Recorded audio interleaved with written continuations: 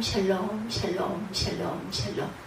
하나님 사랑합니다. 여러분 주 안에서 사랑합니다. 사무엘하 23장 1절에서 7절 말씀이 내 혀에, 이런 제목으로 함께 은혜를 나눕니다. 이는 다윗의 마지막 말이라. 이세 아들 다윗이 말하며 높이 세워진 자, 야곱의 하나님께로부터 기름 부음 받은 자, 이스라엘의 노래 잘하는 자가 말하노라.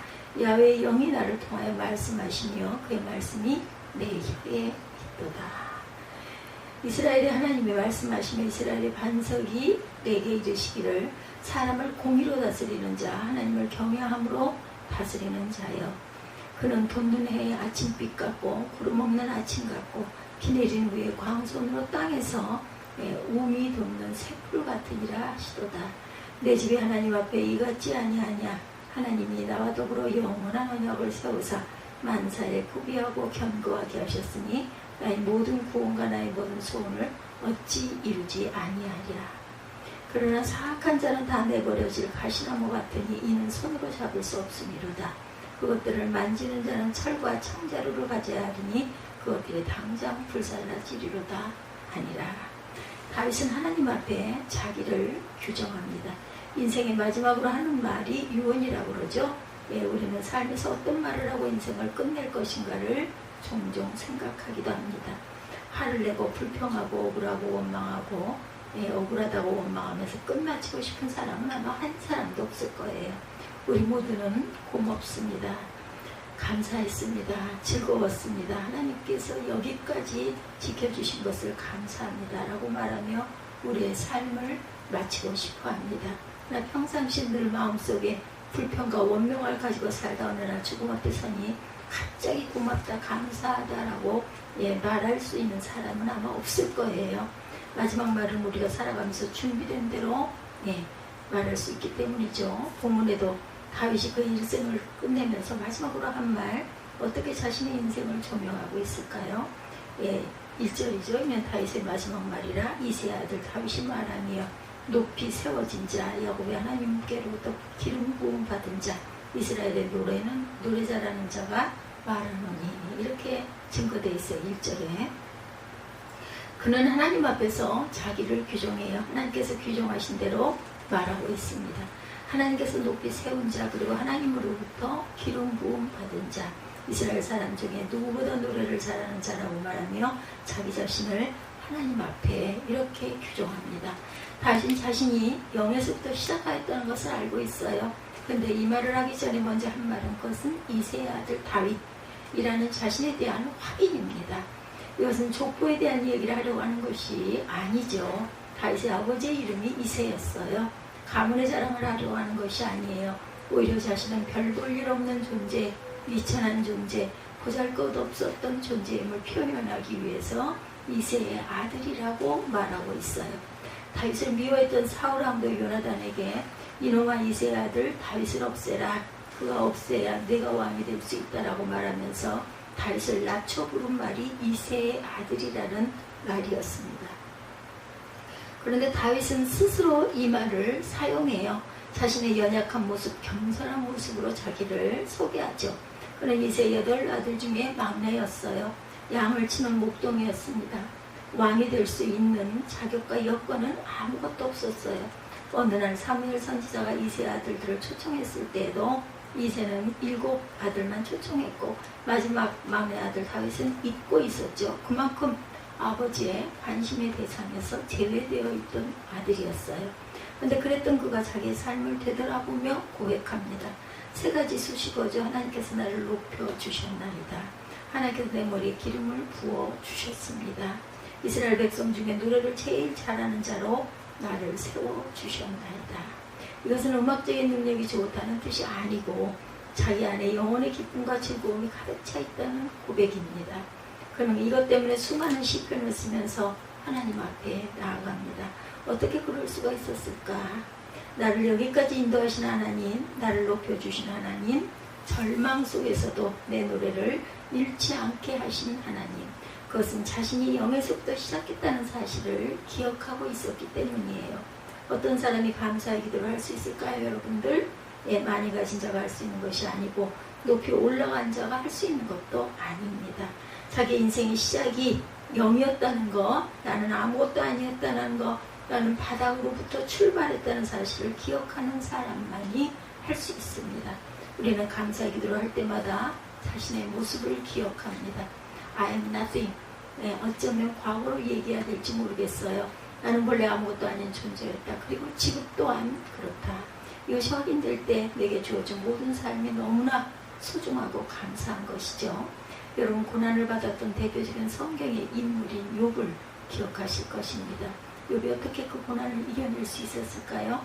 40장 이상의 욥기 속에 욥은 1장부터 자신의 모습을 이렇게 먼저 선포하고 있습니다. 이르되 내가 못해서 알몸으로 나왔사온즉 또한 알몸이 그리로 돌아가올지라. 주신 이도 야훼시오 거두시는 이도 야훼시오니 야훼 이름이 찬송을 받으실지니이다. 욥기 1장 21절이죠. 그는 자신이 본래 무에서 시작했다고 자신의 모습을 확인하고 있습니다. 그는 고난을 받으면서 하나님께 대들기도 하고 항의하기도 하고 불평하기도 했어요. 그러나 그의 근본 사상은 이것이었습니다. 하나님, 제가 원래 벌거벗고 왔습니다. 그리고 벌거벗고 하나님 앞에 서게 될 것입니다. 근데 내게 주신 모든 것은 하나님의 것입니다. 이것을 가져서라도 저는 할 말이 없습니다. 나는 내 입으로 하나님을 찬양할 뿐입니다. 이런 의식의 욥으로 하여금 인생의 모든 어려움들을 이겨나가게 하는 힘을 받습니다. 이 말은 인생에 땀과 수고가 없었다는 말이 아니고 기가 막힌 운동이와 고난의 자리를 경험하지 않았다는 뜻이 아니죠. 눈물과 탄식의 골짜기에 전혀 들어가 보지 못했다는 뜻도 아닙니다. 그 모든 것을 다 지나왔지만 지금도 그 속에 있지만, 그 웅덩이 속에 있지만 이만큼 살게 해주신 하나님, 이만큼 건강을 유지시켜 주신 하나님, 이만큼 먹고 마실 것을 주신 하나님, 이런 인간관계 속에 나를 인도해 주신 하나님의 놀라운 은혜와 주권과 섭리에 감사하다라는 거예요. 이렇게 감사하면서 하나님 앞에 나아가는 모습이 바로 오늘 다윗의 모습입니다.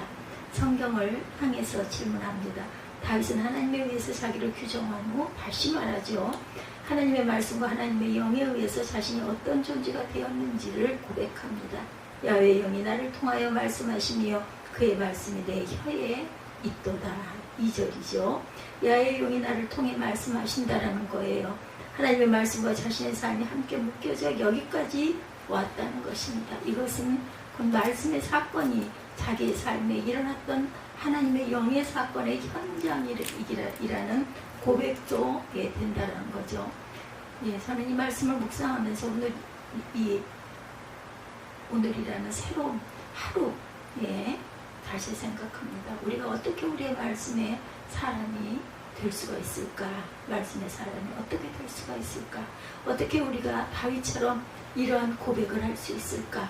하나님께서 나를 여기까지 인도하셨고 하나님의 영이 나와 함께 동행하신다는 사실을 고백할 수 있으면 얼마나 좋을까? 설교자로서 이 말씀이 제게 부딪혀옵니다. 야훼의 영이 나를 통하여 말씀하시는도다.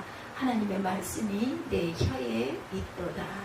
성경을 읽고 묵상하며 신앙의 기쁨을 발견하게 됩니다. 특별히 신앙에 대해서, 성경에 대해서, 예수 그리스도에 대해서, 하나님에 대해서 그러했어요. 어떤 때는 질문하는 것이 두렵지만 질문하는 것이 소중하다고 여깁니다. 정말 예수 그리스도가 하나님의 아들인지, 하나님께 내 실종과 생명을 드려도 괜찮은지, 그리고 성경 말씀이 인간의 말이 아니라 살아계신 하나님의 말씀으로 내게 다가오는지를 끊임없이 질문합니다. 어느 날 제 자신에게 스스로 명령해요. 질문을 마음껏 퍼부어라. 모든 의심과 호기심을 갖고 성경에 대해서 질문해라. 그리고 성경의 내용이 정말 사실인지 성경을 파헤치고 필요하면 공략도 해봐라. 그런 마음을 스스로 먹게 됩니다. 이 세상의 여러 사건들은 질문을 해야 대답을 주죠. 질문하는 것은 우리의 삶에 소중한 거예요. 성수의 과정일 수도 있다라는 것. 우리가 새로운 것을 깨닫는 삶의 길이 바로 질문입니다. 그래서 질문하기 시작했어요. 성경은 살아있는 하나님의 말씀이죠. 그러다 두 번째 단계에 들어갑니다. 성경에 대해서 질문하면 성경이 저를 그냥 놔주지 않았어요. 성경이 거꾸로 내게 질문하기 시작합니다. 나한테 질문하는 넌 도대체 누구냐고 성경이 제게 질문합니다. 성경을 향한 나의 질문과 나를 향한 성경의 질문이 충돌을 합니다. 대답과 대답이 갈등을 겪으며 서로 부딪혀갑니다. 그러면서 놀랍게도 성경 속에 나보다 먼저 질문한 사람들이 있다는 사실을 깨닫게 됐어요. 나보다 더 하나님에 대해서 알고자 했던 인물이 있다는 것을 깨닫게 됩니다. 그러면서 공감의 영역이 넓어지죠. 하나님의 사람들도 그 속에 아픔을 갖고 때로는 고통받고 갈등하면서 하나님을 향해 질문하고 하나님 앞에 나아갔구나. 그러면서 성경과 가까워지기 시작합니다. 과일 중에 수박을 생각해 봅니다. 우리는 여름철에 수박이 익었는지를 확인하기 위해서 톡톡 두들겨 보죠. 때로는 꼭지를 또한 살펴보기도 합니다. 정말 이 수박이 맛있는가를 확인하기 위해서는 어떻게 해야 돼요? 칼을 가지고 와서 가운데를 쫙 갈라서 눈으로 확인해야 합니다. 빨갛게 익은 수박을 입에 대고 씹어 먹어봐야 이 수박이 정말로 맛있구나 달구나 이것을 알 수가 있어요. 성경 말씀이 무엇이에요, 여러분들? 까만 것은 글자고 하얀 것은 여백이라고 생각한다면 보통 책에 불과합니다. 그러나 그 말씀을 읽고 묵상하고 씹고 내 것으로 소화하면 이 말씀이 살아있는 말씀, 하나님의 능력 있는 말씀으로 우리에게 다가오죠. 음악의 악보를 보신 적 있으십니까? 콩나물 머리 같은 것이 그려져 있어요. 그렇죠? 열심히 음악 공부를 한 사람만이 그 악보를 읽을 수가 있습니다. 그러나 더 중요한 것은 악보는 그림일 뿐이에요. 악보에 맞춰 연주가가 자기가 악기로 그것을 연주해야 비로소 악보가 움직이고 춤을 추기 시작합니다. 음악이 되죠. 그것도 아마추어처럼 몸만 맞춰서 감동이 되지는 않죠. 음만 맞춰서 감동이 되지는 않아요. 그 음악의 악보를 쓴 작곡자의 영혼은 그 깊이 속에 있는 함께 공감이 되어야 살아있는 음악, 그 음악이 남에게 감동을 주는 음악으로 성숙히 되는 거죠. 그때 우리는 감동을 받게 되죠. 우리가 갖고 있는 말씀도 마찬가지입니다. 말씀은 살아있고 능력이 있어요. 생명입니다. 우리를 변화시키는 하나님의 역사입니다. 그것은 하늘의 지혜를 가지고 있는 보고와도 같습니다. 말씀을 읽고 말씀 속에 들어가고 말씀을 쓴 저자와 함께 같은 마음이 되어서 말씀이 내 속에 살아 움직이는 것을 경험할 때 말씀이 우리를 향해 다가오는 것을 경험할 수 있다는 것. 성경에 대한 경탄을 통해 하나님을 발견하고 노래하게 됩니다. 그때 우리는 세 번째 단계로 넘어가요. 내 생각보다 더 큰 생각이 말씀 속에 있구나. 내 지혜보다 더 위대한 하늘의 지혜가 말씀 속에 담겨 있구나. 내가 미처 알지 못하던 신비의 세계가 열려 있구나. 이것은 단순한 질문과 호기심을 뛰어넘습니다. 이것은 경외감이에요. 놀라움이고 경탄입니다. 성경 속에 이런 비밀이 새겨져 담겨 있다는 것을 아는 것이죠. 성경을 보고 다시 이 세상을 보면 이 세상이 참으로 아름답고 멋지다는 것을 알게 됩니다. 떠오르는 태양 속에 하나님의 섭리를 발견하고 아름다운 자연을 통해 하나님의 창조의 역사를 경험하면서 가슴이 뛰고 울렁이는 기쁨을 경험하게 되죠. 이것은 성경을 읽는 하나님의 사람들의 모습입니다. 마치 어두운 터널 속에 갇혀 있다가 그 터널을 벗어나서 높이 떠오르는 찬란한 햇살을 보는 기쁨과도 같은 경험입니다. 이것이 성경을 읽고 묵상하고 성경을 자기의 삶으로 끌어들였던 하나님의 사람들의 고백입니다. 여러분들 이 말씀을 잊지 마시기 바랍니다. 그리고 또한 네 번째 단계로 넘어가죠. 성경의 논란과 경탄을 통해 누구를 발견하게 될까요? 살아계신 하나님, 나를 사랑하시는 하나님, 오늘도 나를 지켜주시는 하나님, 위대한 창조주신 우리를 사랑하시는 구원자이신 하나님을 깨닫게 됩니다. 그리고 그때 부르는 것이 노래가 되죠. 그때 부르는 것이 찬양입니다. 그때 부르는 것이 시편의 수많은 노래들이라는 것. 누구도 이것을 막을 수가 없죠. 그래서 다윗은 말합니다. 이스라엘 중에서 노래를 부르는 자, 다윗의 생이 그렇죠. 절망 속에서도 노래를 불러요. 깊은 웅덩이 같은 곳에 빠졌는데도 노래를 부릅니다. 편안할 때는 더 말을 쏟는 아름다운 찬양을 하나님께 올려드려요. 야훼의 영이 나를 통하여 말씀하시며 그의 말씀이 내 혀에 있도다. 오늘 본문 2절이죠. 그래서 오늘 제목이 그 말씀이 내 혀에 있도다 입니다.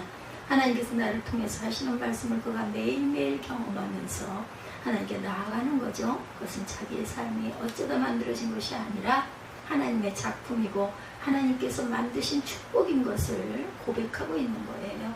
하나님의 영에 사로잡혀 하나님을 노래합니다. 감사합니다. 하나님의 말씀이 나와 함께 계시고 하나님의 성령의 역사가 내 인생을 이끌었다는 고백, 그 속에 하나님의 마지막 말씀을 유언처럼 이 노래를 부르고 있는 거예요. 예. 지금부터 말씀을 읽고 성령의 도우심을 간구하시기 바랍니다. 우리가 마지막에 하나님 앞에 서게 될 때 우리가 어떤 노래를 부를까? 하나님의 말씀의 역사가 얼마만큼 나를 붙잡고 있는 것일까? 여러분들에게 고면합니다. 다시 성경책을 펴서 읽기 시작하십시오. 선반 위에 얹어놔서 먼지가 쌓이도록 두지 마시고, 요즘에는 뭐 선반 위에 올려놓고 말고 할 것도 없죠. 휴대폰만 가지고 있어도 성경을 얼마든지 읽을 수가 있어요. 다시 말씀을 읽어서 우리 삶의 변화가 나타나고 우리 마음에 감동이 일어나고 내가 하나님의 자녀구나 라는 것을 더욱 깊이 깨달는 저와 여러분들이 되시기를 바랍니다. 예. 목사가 된다고, 목사가 되었다고 해서 그 신앙이 꼭 좋아지는 건 아니에요. 직분을 맡으면 신앙이 저절로 생기는 것 또한 아닙니다. 하나님의 말씀에 붙잡혀야만 올바른 신앙이 생깁니다. 위대했던 모든 신앙의 인물들은 성령의 사람이자 말씀의 사람들이었어요. 말씀을 놓치면 우리는 모든 것을 잃어버리게 됩니다. 성경을 다시 읽으셔야 해요. 몰아서 읽는 것도 중요하지만 통독도 하지만 어떤 분은 통독 한 번 하고 나머지 1년간 성경을 내려놓는 분들이 있는데 식사도 한꺼번에 많이 하면 위장장애가 오죠. 어쩌다 하는 거죠. 성경을 매일 읽어야 된다는 것, 그리고 성령의 도우심을 늘 구해야 합니다. D.L. 무디가 재미있는 말을 했죠. 성령의 도움의 역사가 없는 성경 읽기는 마치 달빛 아래 있는 해시계와도 같다. 시간을 구분하지 못한다라는 거예요. 성령의 도우심이 없이는 말씀을 온전히 이해할 수가 없습니다. 무엇보다 오늘 읽지 않으셨습니까? 그러면 오늘부터 다시 시작해야 합니다. 내일 아침부터 하겠다 그러지 마시고 내일은 우리에게 보장되어 있지 않아요. 이런 말이 있죠. 오늘은 천사의 날이고 내일은 마귀의 날이다. 무슨 뜻이에요? 우리가 내일부터 예배를 드리겠다고 하면 마귀는 이렇게 이야기합니다. 참 좋구나. 내일부터 시작해라. 우리가 내일부터 기도를 시작하겠다고 하면 마귀는 이렇게 이야기합니다. 맞다. 내일부터 해라. 여러분, 하나님께서 우리에게 주신 시간은 오직 오늘뿐입니다. 지금뿐이죠. 지금 즐거워하고 감사하고 말씀을 읽고 하나님을 사랑해야 합니다. 그때 하나님께서 우리에게 새로운 역사를 허락해 주실 것입니다. 다윗은 이렇게 말하죠. 하나님의 영이 나를 통해 말씀하시나이다. 하나님의 말씀이 내 입에 있나이다. 오늘도 하나님께서 주시는 이 말씀을 가슴에 품고 말씀대로 살 것을 다짐하시고 마지막 주님 앞에 섰을 때 하나님 여기까지 지켜주신 것을 감사하나이다. 이렇게 노래하는 저와 여러분 되시기를 주님의 이름으로 축복합니다. 말씀의 사람이 되게 하신 것 감사합니다. 이렇게 승리하시는 복된 귀한 오늘 하루가 되시기를 주님의 이름으로 축복합니다. 기도하시겠습니다.